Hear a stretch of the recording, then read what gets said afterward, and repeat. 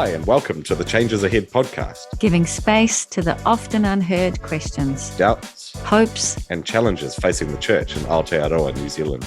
I'm Stephen. And I'm Kathy, and we invite you to join us as we imagine the changes ahead.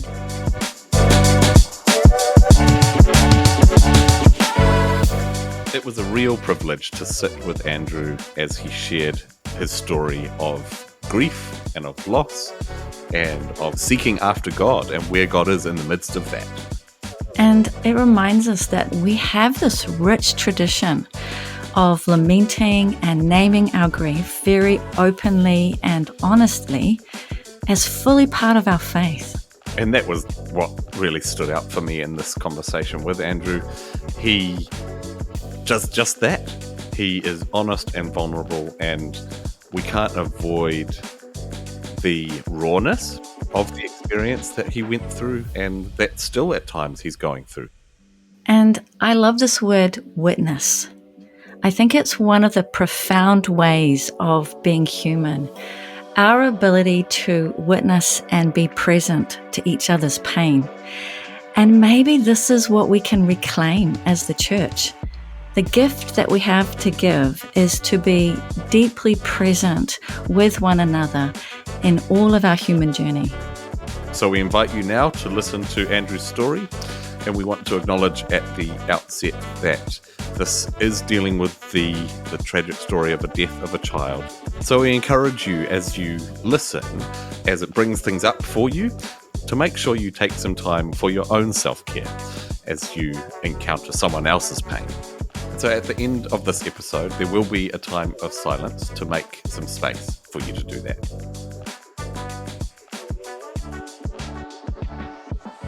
Andrew, welcome back to the podcast. Thanks, Steve. Thanks, Kathy. It's great to see you again and to have some time together to hear some more of your story. And the reason you are back with us is you made a comment when we spoke last year with the conversation with Jody and Kathy and you and myself about the death of your son. And that sounds like an incredibly difficult thing to happen. In fact, it doesn't just sound like that. That is, of course, an incredibly difficult thing to have happen. And we thought that having a conversation about what that was like and how you have processed that and what the church can and should do in the future as these kinds of things happen to people. So thank you so much for being willing to come and share some of the story and guide us through a really difficult topic.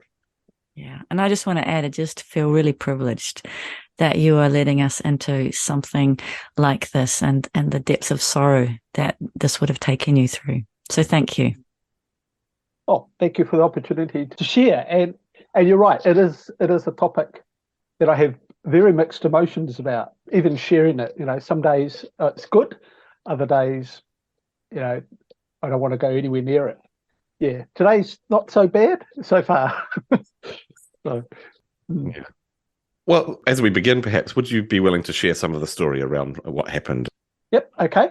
So my name's Andrew. I'm married to Xanthia. We had at that stage, or we still have, I still say we have 4 children. One of them just lives with God rather than with us. And that's how I speak of that now. So anyway, we were pastoring together at that stage in New Plymouth, and life was good. For us, life was good. The church was good. We enjoyed what we were doing. Our kids were great. And then on the 16th of February, 2005, the day started pretty much like any other day, really. We got the kids ready for school. We farewelled them with an I love you, and the reply that they always knew was, we love you too. And off they headed out the door to go to school. And on that particular day, I actually happened to bump into Nathaniel, who was getting on his bike to go to school. And we just chatted for a couple of minutes in the driveway, and then he biked off to college.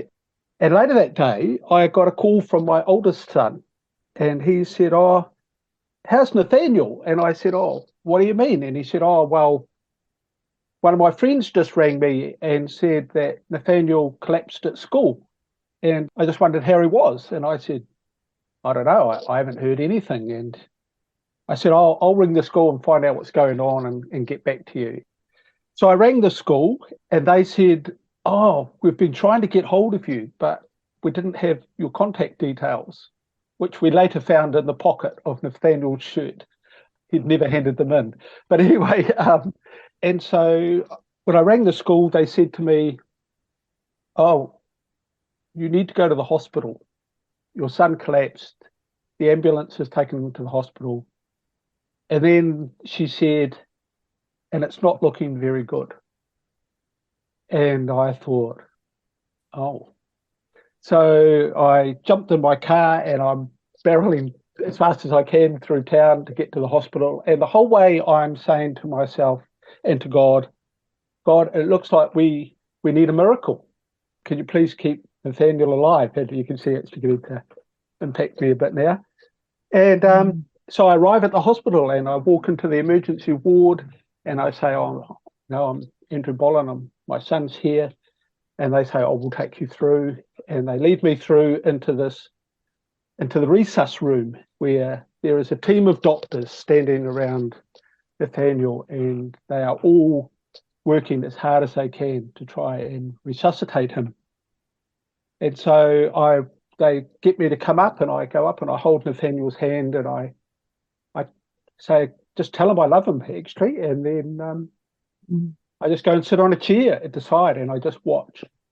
And then eventually the head guy comes over and we have a chat, and it's obvious they're not going to get him back. And that's it. And so then I have to start ringing people. You know, I have to ring Xanthia and I have to ring my kids and I have to say, you need to come to the hospital. And Nathaniel's dead. And and then you've got to face this reality that here's this kid who's 15, he was fit, he was healthy, he'd been the school athletics champion the year before, and here he is lying dead on a trolley at the hospital. Yeah, and we then had to try and work through what that meant for us. And I remember that night lying in bed, and it was like someone had reached down into my chest and just pulled my heart out. It was just this great aching hole in my chest. A physical pain. There's just this physical pain in my chest. And and we just, we had to ring our parents and tell our parents that their grandchild had died, and ring our friends and tell them that our son had died. And it was tough. It was really, really tough. And the week that followed, I lost 6 kilograms in weight. Neither of us ate. The pain was just so overwhelming, and then it's 18 years since Nathaniel died. And some days are really good. And then I've set myself off here now, as you can see. But then, there are days that you wake up and it's like it was only yesterday. And on those days, you really feel it again, just like it was when he first died. So I guess in there's, they say time heals. And it does in a sense, the time has healed, and we talk about Nathaniel a lot, and our grandkids know all about him, Uncle Nathaniel. And, I've got a picture on my desk, the last picture ever taken of him, which was his school photo for only a couple of days before he died. So that was the last photo we had of him. And we also realize that sometimes, I was saying about the time heals, it doesn't take it away. It doesn't take that pain away. And my experience of talking with other parents, even parents who've lost a child a long time before, is that pain is carried by them for the rest of their lives. And I've talked with other parents about the fact that you join a club that nobody wants to belong to, This is the club of parents who've lost a child. None of us want to be in it, Yeah. but you are, and Yeah. somehow you have to learn to live with that. Yeah. I remember Brian Smith when we were at Kerry. He said to us, we live in a world where we have minimized loss. That's how the Western culture deals with loss. We minimize it by hiding it. So we take out insurance so that if we have a car accident, we don't experience any sense of loss. The car gets fixed. We take out insurance on our house. We insure each other so that there's no financial loss. And we do the same with death. We minimize death right down. And that's a huge loss of our culture, I think, as Europeans, is that the number of funerals now where everything happens at the funeral home. But when Nathaniel died, I rang the funeral director and I said to him, and I knew the guy, I've done lots of funerals with him. Yeah, right. And I said, oh, look, our son's died, and are you able to help us? And he said, oh, yeah, yep. And he said, so do you want to have a cremation or do you want to have a burial? And I'm thinking, oh, because you never think about that sort of question with your kids. We had been, a child in our school had died, and we had gone to the funeral. It was a Māori child who died. And he was buried. And when he was buried, the family stood around the grave. They filled it in. They stamped the ground down. They put the grass down. And then they said, it is done. And they turned and they walked away as a family. And I remember at the time thinking, man, that was powerful. So when Nathaniel died, and the funeral director said, what do you want to do? We said, we want to bury him, and we want to fill the hole in. And he said, oh, yeah, we can arrange that. And then he said to us, do you have a plot? And of course, we didn't have any plots. And we said, no. And he said, well, I'll tell you what. He said, we've just taken over sort of looking after this little primitive Methodist plot that has been closed for years. And the council have just said, but we can reopen it. So do you want to go and have a look at it? And so we went there. We bought this plot. In fact, we bought 3 plots, one for him, one for me, and one for Xanthia, side by side in this tiny little primitive Methodist graveyard. And Nathaniel was attending the local Catholic high school at the time when he died, and he died at school. And so they said, oh, we want to come to the funeral. And so we said, well, we need a venue. So the only venue that was big enough in town was the AOG church, which could seat about 1,200 people. And so we said to them, so he said, I'll ask them if we can have it there. And so we had this Baptist kid. His funeral service was held at the AOG church. He was buried in a primitive Methodist graveyard, and the Catholics attended and they did the catering for his funeral. Wow. And so they closed the school, and his entire school came. So there were about 1,200 people. The church was jam-packed for this kid, and all these Baptist ministers who turned up and all of that sort of stuff. But it was just fascinating. And then we took him back to the graveyard and buried him. And we did what we had seen the Māori family do. And we filled the grave in and patted it all down, put the sod back down on the ground. And one of the guys lived just next door to the graveyard, and so he came over and watered the grass just to make sure that it. And it was just this weird situation, but it was like saying goodbye properly. And we actually had Nathaniel at home, so we had him at home for 4 days, just in his room, and his casket was in the garage, and it was just a plain white casket. And so for 4 days, we had hundreds of kids come into the house to write on his casket and to go up and sit and talk with him in his room. And there's something about that process, which we pitched really from our connection with Māori people, about let's actually experience the loss. Let's not try and pretend it didn't happen. And at the end, we were physically and emotionally wiped out, but that was the majority of it. We were ready to move on after that. At one level, it wasn't not like we were saying, "Oh, it never happened" or anything like that. But to be able to say, we've done this huge amount of grief work just by having him at home and by doing these things, not denying what was happening and owning up to the loss that we've got. And then you can then sort of get yourself back on your feet and start again. So, yeah. You've named some really important things for us to hear. Nothing can prepare you for what happened on that day.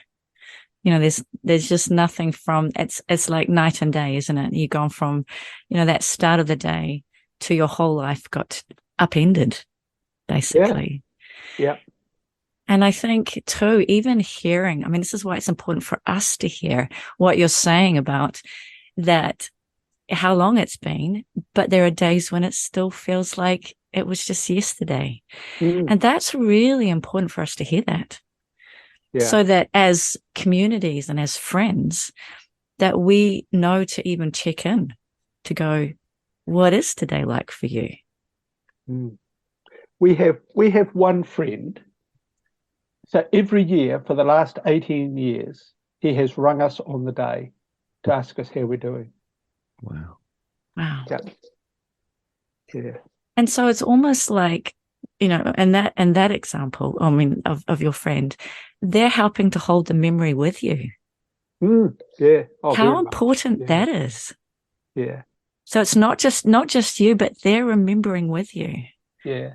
And I think the important thing there, Kathy, is that our child is gone, but actually we don't want to forget. No. We don't want to forget what he was like. Yeah. And I'm losing it here. But he was part of our life, and we loved him, and we enjoyed having him as a son. And then suddenly he's gone, and you don't want people to pretend that he never existed. Yes. And sometimes that's how people respond. They don't know what to say, they don't know how to deal with it. So their way of coping is to act as though you've only ever had 3 children. Wow. And so some people, they act like you've only ever had 3 children because they can't cope with the idea that you lost a child. But for the parent, we had 4 children, not 3. And I never want to forget who he was or what he meant to us. Yeah. And I think too, you're naming that tension between, we don't want to bring it up in case you feel that sadness. But what you're also saying is, and bringing it up, it is making you know that we remember and we haven't forgotten. So it's kind of sitting in that, isn't it? Isn't that tension? And I think too, one of the things that you're highlighting is we have to learn to sit in our uncomfortable space. We have to learn to sit with it. It's really uncomfortable for us, but it's important. Yeah. And maybe this is where you could speak to, what do we need to do? What were the things that were helpful?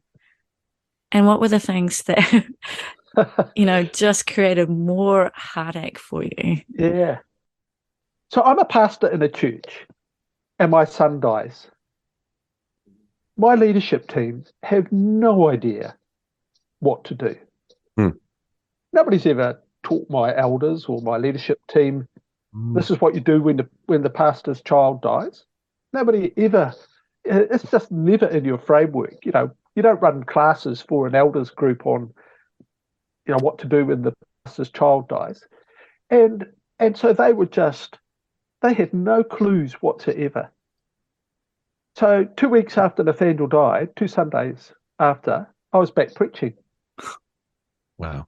Okay. So I think I had maybe 1 or 2 Sundays off, and then I was back into it. So, nobody said, can we arrange a grief counsellor for you? Nobody said, do you need time off to process any of this? And then we used to have people in the church who would come to us and say, our child is really missing Nathaniel. What do we do?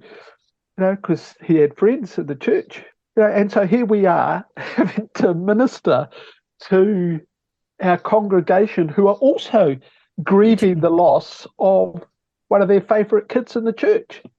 I mean, it's just this weird situation you find yourself in. And I don't think the denomination had ever really given it any thought either. What do you do when one of your pastor's kids dies? Or nobody from the denomination rang our church secretary or anybody on our leadership team to say, do you guys need any support in caring for your pastor? Or could we help support you, your church and your pastor at this time? So there was sort of big gaps in the system. Rodney and Lorna actually were very good to us. They drove up from Wellington to Taranaki and took us out for lunch.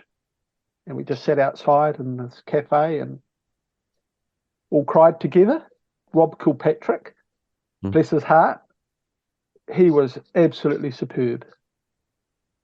Absolutely superb. But apart from that, we were sort of pretty much left on our own, actually. So there is some stuff in there for churches to think about. Yes. I mean, what happens when a leader in your church suffers? And we've had quite a few. We've got pastors who are experiencing ongoing grief at the moment. So how do we support them? Yeah. Maybe in the past we just we pretended it hadn't happened. But I think we're becoming a bit better at actually acknowledging that it does happen and how do we help people walk through it. But it's taken us a while to get there. Yeah. And maybe it's partly too because of what you highlighted earlier. What kind of expectations do we have of God?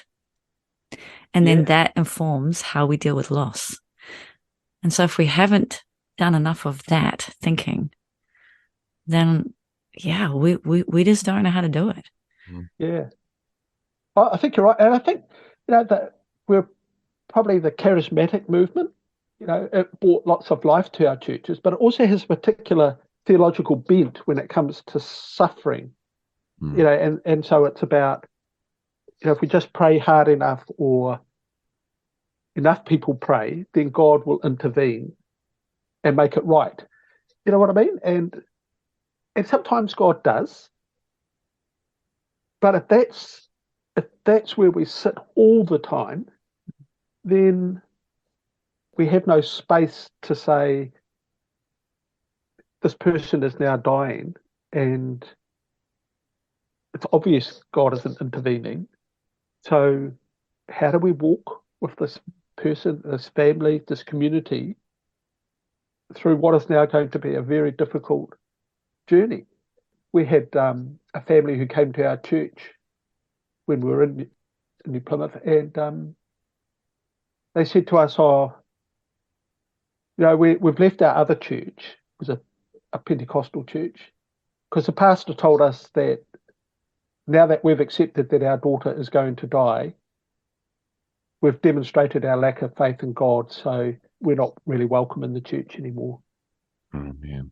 And I think you've just disconnected this family from the one community that they need, because your theology says we can't have that. And I think we hurt people when we do that sort of stuff. It's deep harm. Yeah. Oh, it's deep, deep harm. The husband never went near church again, but the wife and daughter came to us, and eventually she died, actually just a couple of months after Nathaniel did. But, the reality is that we know God doesn't heal everybody. Sometimes God does heal people. I've seen it, but God doesn't heal everybody the way we want. And so the question has to then be, well, where is God in the midst of this then? How's God going to help us travel through this time that we're facing? And maybe you think about not even just with sort of suffering like that, but when the church itself faces stuff, is God going to rescue the church, and make us almighty and powerful again? Or actually, does God say, actually, you guys just need to learn to trust me in the midst of everything that's going on around you. And it may be that we're not going to be as big and fantastic as we used to be, but that's not necessarily a sign that we're failing or that God has abandoned us. Yeah, but that goes into something completely different. So,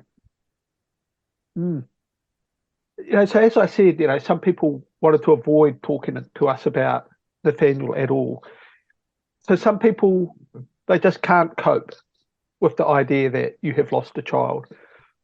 I think for some it's too threatening, because for some of them the idea of, I have parents who, when I've talked about losing a child, you could just see them sort of almost freeze, because they're trying to imagine if their child died, and they almost become paralyzed by that.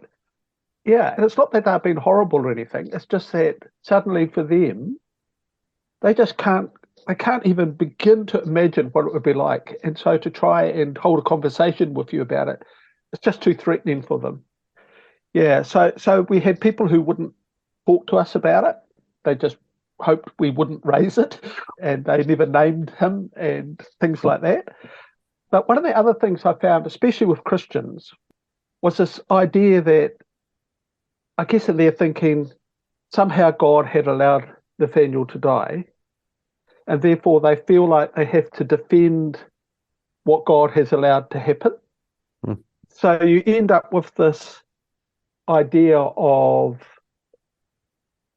I don't even know how you describe it, something, maybe God wanted to teach you something through this.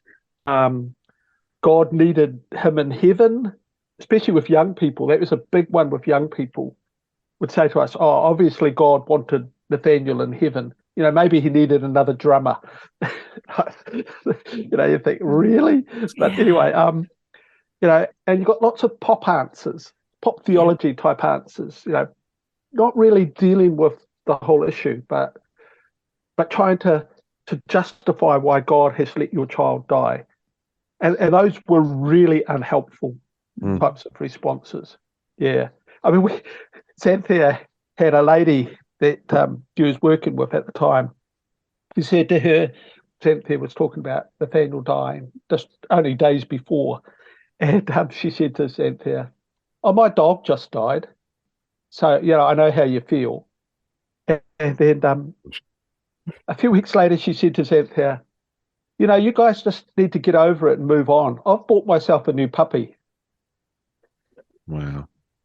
And it's just this total inability to sort of empathize or to actually understand what someone else is going through, and to sort of minimize the pain that others are experiencing. Yeah, so those were probably some of the worst ones. And interestingly, there wasn't a huge difference between people who follow Jesus and people who don't, in how they responded to us. Overall, people were incredibly good to us. In our own church family, they fed us for 6 weeks, 5 nights a week. We would have a meal delivered to our door. And it's just as well, because Xanthia and I, the last thing we could think about was cooking food. And so our other kids would have starved. Apart from the fact that these meals would keep turning up on our doorstep from all the people in the church. And that went on. And people in our wider community that we knew, we were actively involved in a school just across the road from our church, a little primary school. And I was chairman of the board there, and Xanthia was the school chaplain. And so they knew us really, really well. We belonged to them, and so they wanted to see what they could do to help us. And I remember one day this teacher at the school, it was the day that after Nathaniel had died, and we were sitting in the school staff room, and this teacher on the other side of the room, she just suddenly blurts out, she says, "How on earth can there be a God if he lets your child die after all you do in our community?" So she just couldn't reconcile the idea of a God who cares with what we were experiencing. So what was helpful from the church? We had a young pastor who had just started in New Plymouth in one of the other Baptist churches there. At that time, he turned up at our house and he came in the room and he just stood there and he looked at me and he didn't say anything, and I could just see he didn't know what to do or what to say. But the important thing was that he came. And I think, the most important thing that you can do for someone in a situation like that is your presence. Presence is everything to people, because the fact that even if you don't know what you're going to say and you don't know how you're going to respond, and he looked, talk about looking like a fish out of water. It's obvious he just is completely out of his depth. But he came and he expressed his love to us by his presence, and that's what we needed to hear at the time and see. Yeah, and others did the same. I've got a group of mates that I grew up with, and they all just turned up at our house, uninvited. Within 24 hours, they had arrived, and they'd arranged accommodation, not with us, but with other people in our church. So they had rung a church secretary and arranged accommodation with people in our church so that they could be there for us. So presence and those sorts of things, I think, is probably the most important thing for people. It was for us anyway. There might be others for whom that is a bit too scary, but for us, that sense of you have come to sit with us in our pain without trying to give us answers, but just to be there, that would be an enormously important thing to do for people. That question the teacher called out, what a great question. Oh, it is. Can you speak to us a little bit about how this experience has impacted the way you view or you understand God and who God is and how God acts in the world? Yep, I'm happy to talk about that a bit. A couple of weeks after Nathaniel died, I was sitting in my office and I could just feel this volcano building inside of me. Just this anger that was just, it was quite strong. And so I rang my spiritual director and I said to her, I have to come and talk to you. Can I come now? And she said, yeah, I've got some space, just come. And so I turned up and I just talked about how angry I was with God and how much I felt that God had let me down, and just how do you make sense of all of this? Now, she didn't give me any answers. She was very wise. She didn't give me the answers, but she helped me to listen to those questions. And it was her that gave me the poem that I'll read to you a bit later on, that just helps to express some of that angst that you feel in those sorts of situations. But I have to also say that in the midst of all of that anger and that wondering, I was also very aware that God was somehow with me in the midst of it, that God hadn't abandoned us. I always used to, sometimes these things happen, but, I always used to sort of not mock, but sort of think a little bit, when people say expressions like, we felt God's arms underneath us in the midst of that situation. And I always used to think, what does that mean? No. But that's exactly what we felt. I don't even know how to articulate how that was, but for us as a couple, that's exactly how we felt. Somehow we felt that God was supporting and holding us in the midst of all of what we were facing. There's a story in the Bible about Jesus and the disciples, and it tells us that all these people are abandoning Jesus. They're all leaving him and they're going away. And Jesus says to the 12, are you guys going as well? And Peter turns to Jesus and he says those words, you're the one who has the words of eternal life. Where would we go? And that little story became really important for me because, I was annoyed with God. In fact, I was pretty pissed off with God, if I'm quite frank. And yet at the same time, where else was I going to go? this is the God who I love, but I hate at the same time. It's like you have an argument with your best friend, and you don't want to see them, but at the same time, who else do you go and talk to? It was that sort of feeling of the only person who can get me through this is God, but actually, I'm not really on speaking terms with you at the moment. So somehow God sits with us in the midst of that and helps us through it. Yeah. And Andrew, there'll be people listening who really need to hear this, who really need to hear that they're going to feel both. And it's okay. Yeah. And I think that says something about, because when you read the Psalms, how often do we read that in the Psalms? God, where are you? Why have you forsaken me? That we don't use that language ourselves so much nowadays, but it's exactly that sort of feeling of, I put my trust in you and it looks like you've let me down. And now I don't know whether I can trust you.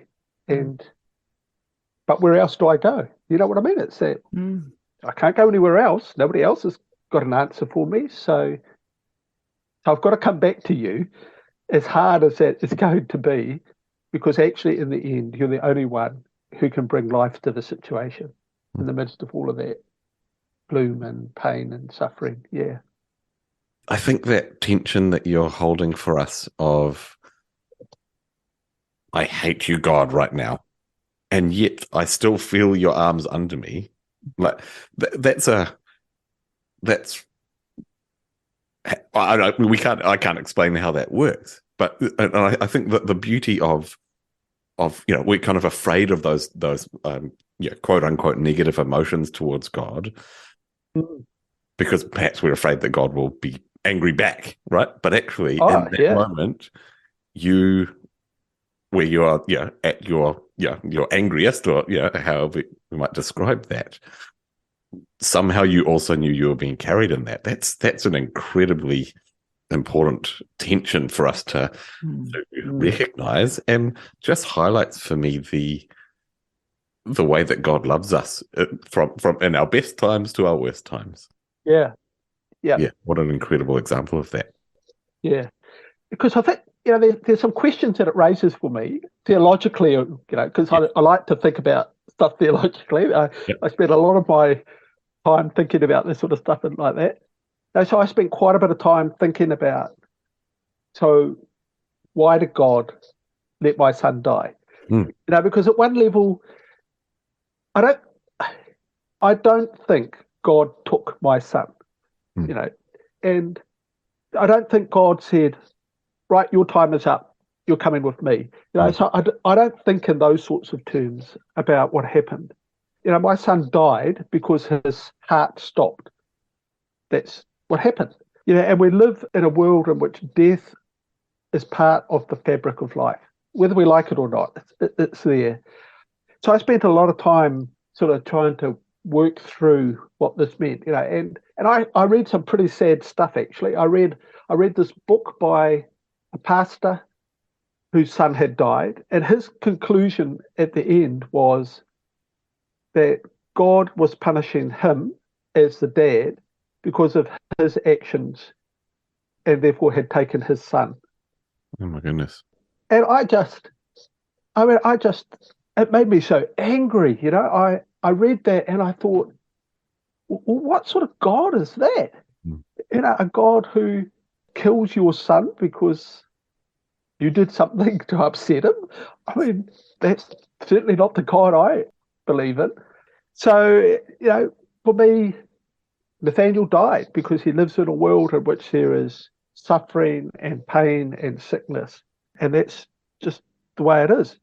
But it raises a question for me about this, I guess, this question of what do we expect of God?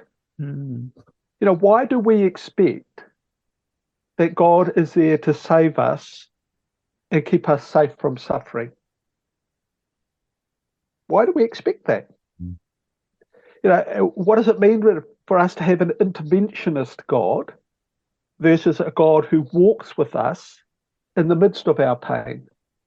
And for me, I've come to realize that God is with us in the most sad and tragic moments of our lives to help us get through them, not to keep us safe in some ivory tower where we don't experience all of what life may throw at us.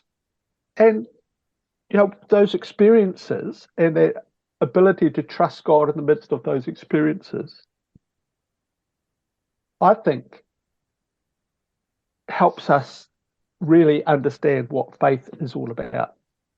So faith isn't for me about believing that God is going to necessarily heal somebody, although sometimes that does happen, and I have prayed for somebody and God has healed them.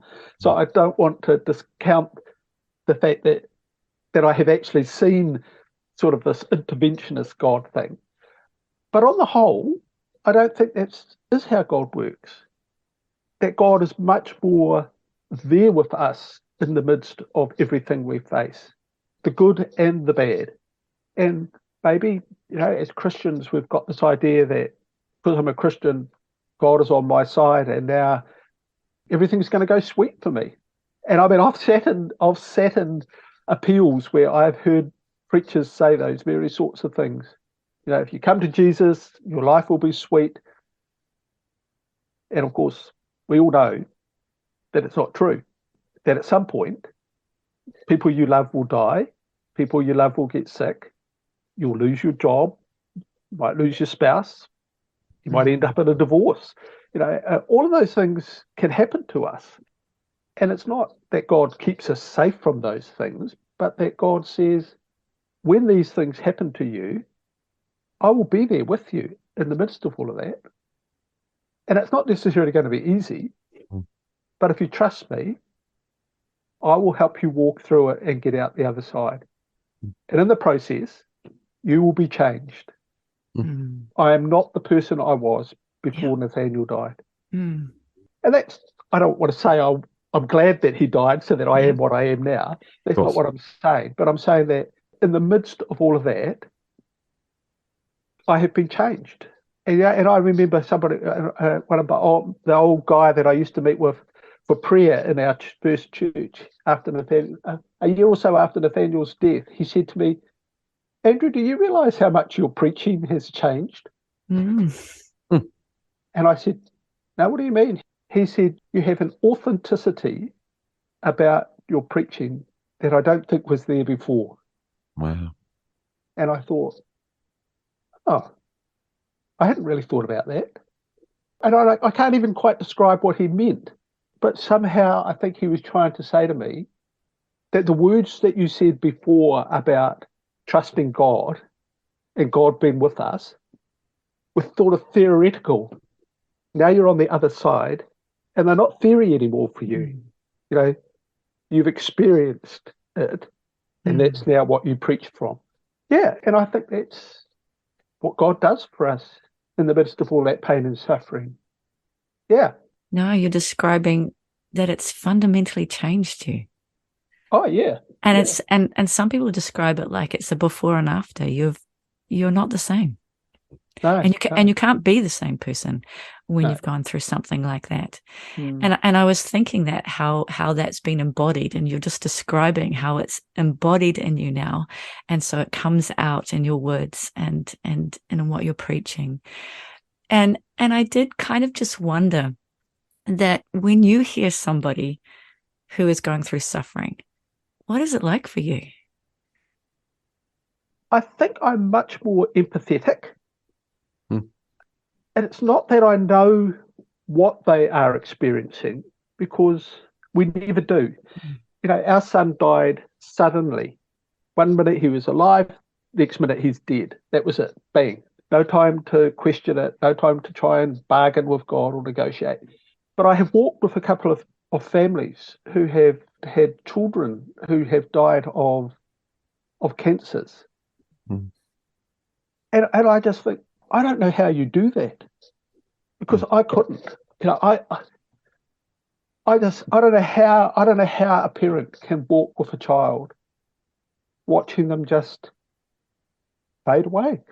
But I understand what they're going to feel at the end of it. I know the loss that they're experiencing. Yeah. But I can't say I understand what they're going through in that journey, because I've never been there, but I do understand what loss is like.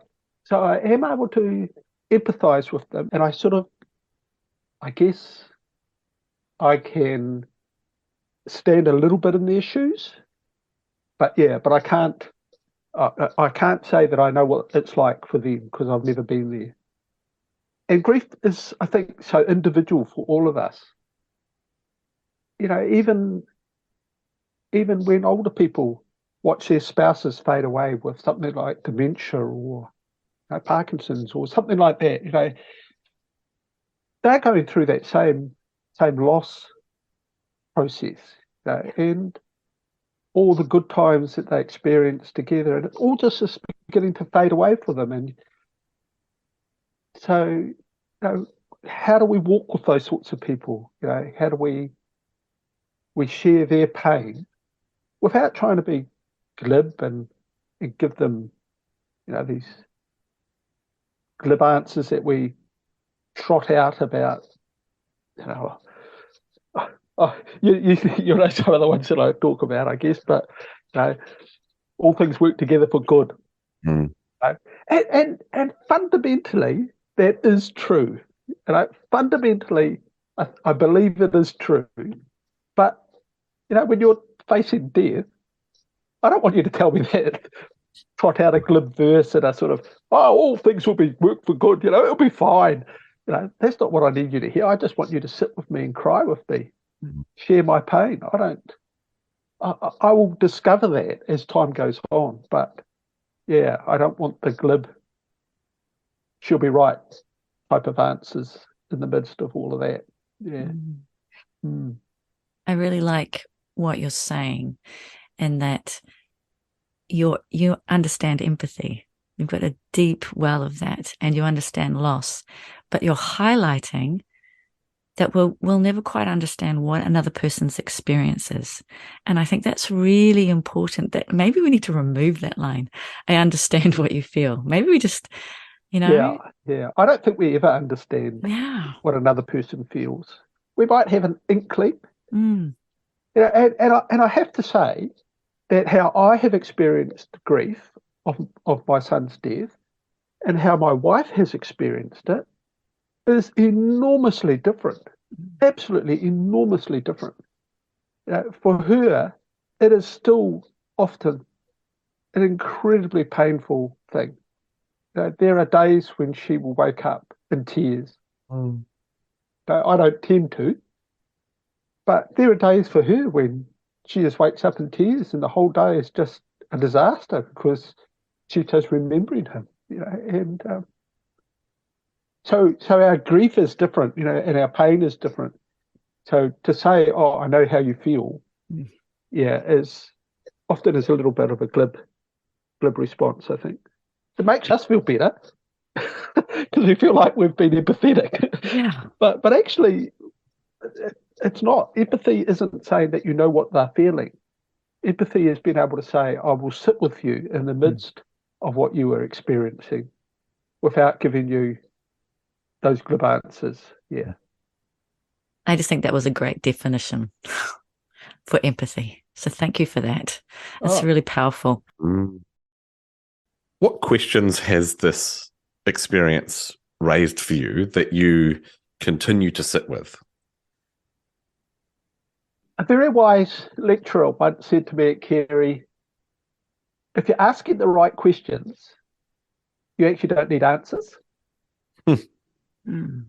At the time, I didn't really understand what they were talking about. But I think it's that whole thing of, if you're asking the right questions, you don't need necessarily to get a black and white answer to that question. Because what you're doing by asking that question is allowing yourself to be open to a whole lot of possible answers to it. And it may be that actually there is no one exact black and white answer to that question. Yeah. It may be that actually there are two or three answers to that question.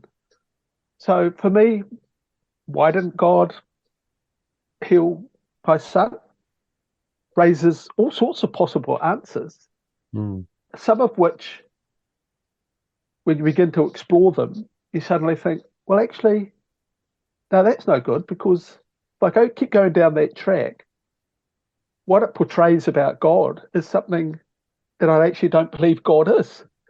Because if you're not careful, you can go down a track that says, well, God is very judgmental, and that idea of, the reason that they're sick is because they've got sin in their life. So then you're starting to say, well, God won't heal because somebody had sin. Well, for goodness sake, all of us fail. But then you've got to back that up against the theology where we say, well, didn't Jesus die for all of our sins? Hasn't God wiped that away? And therefore, sickness can't be part of it. And even Jesus himself says sickness isn't a result of sin. In the New Testament, there's a couple of stories where Jesus says to the disciples, it's not about sin. So I think, our questions allow us to explore options. A good question should allow us to be able to explore options without necessarily always anchoring on one final answer. Yeah. And so for me, why doesn't God intervene all the time? Why does God choose to do it sometimes? And often in situations that you think, why would God answer that one, but not answer this one? You know what I mean? Or is it just a coincidence? But there are times, I've sat in a meeting and we've prayed for something, and almost instantly there's been an answer, and you think, how come God answered so directly in this situation, but he didn't answer my prayer for Nathaniel? Yeah, and I mean, the questions become sort of endless, really. But I guess for me, my understanding is much more that God is with us in the midst of it all. That's his promise to us by his Spirit, that whatever you face, I'll be there with you and I'll help you out the other side. And you won't be the same. And I like your how question. How can we journey together? Yeah. And alongside. And so that how question opens up so much. You mentioned a poem that you tried to read to us that was helpful for you. But before you do that, I wonder if there's people listening to this conversation who are in the midst of an incredibly difficult, tragic situation of whatever situation it might be, whether it's the death of a loved one or something else. What would you like to say to them, if anything? I guess I'd want to say, gosh, immediately I feel like I have to defend God. Isn't that interesting? It's so ingrained in us. But I guess I would want to say that in the midst of the pain, somewhere God is present. It may not be easy to see, and it may take you a long time to actually see where God has been in the midst of that pain. But I do believe that God is there. And that when you weep, God weeps with you. That God feels the pain that you are feeling. And it breaks his heart that you go through it. And I really do believe that. I think that God identifies with us in what we experience. But he is there to help us get through it and out the other side. Yeah. I just feel this conversation has just been a gift. Thank you for opening and letting us see your journey. We are so grateful. Thank you so much for allowing me the opportunity to share. And I hope that what it does is it just gives someone else some hope that in the midst of whatever it is they're facing, that actually there is an answer. There are things you can live with. And even when the worst happens to you, when our son died, we it's like the world came to an end at one level. But I mean, we had other children, and so in a sense, you had to continue because for them. But actually, there are days when you think, "What's the point?" And yeah, but we discovered that we could, and we did. So. And if you could end with this poem that also ministered to you, that would be wonderful. Okay. So this is a poem written by Anna Mackenzie. I don't know who she is. In fact, I've never ever looked up who she is. So they're funny. But the poem has sat on my wall and in my memory for a long, long time. And it goes like this. And so we must begin to live again, starting from scratch with the rubble of our lives and picking up the dust of dreams once dreamt. And we stand there naked in our vulnerability. We without a future, safe, defined, delivered, now salute you, God, knowing that nothing is safe, secure, inviolable here, except you. And even that eludes our minds at times. And we hate you as we love you. And our anger is as strong as our pain, our grief as deep as oceans, and our need as great as mountains. So as we take our first few steps forward into the abyss of the future, we would pray for courage to go places for the first time and just be there. Courage to become what we have not been before and accept it. And bravery to look deep within our souls to find new ways. We did not want it easy, God, but we did not contemplate that it be quite this hard, this long, this lonely.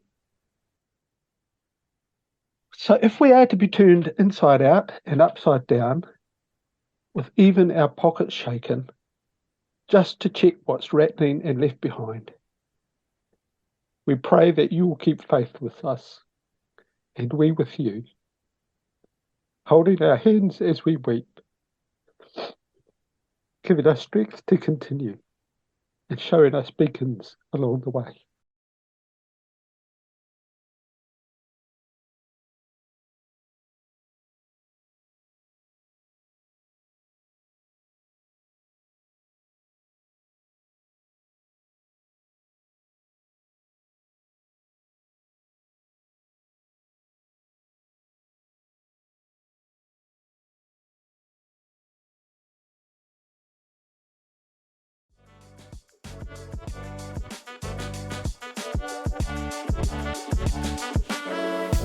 Thanks for listening to this episode of the Changes Ahead podcast.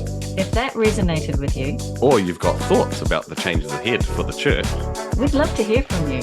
so get in touch on Instagram or Facebook at Changes Ahead Cast. Or email us at thechangesaheadpodcast@gmail.com. See you next time.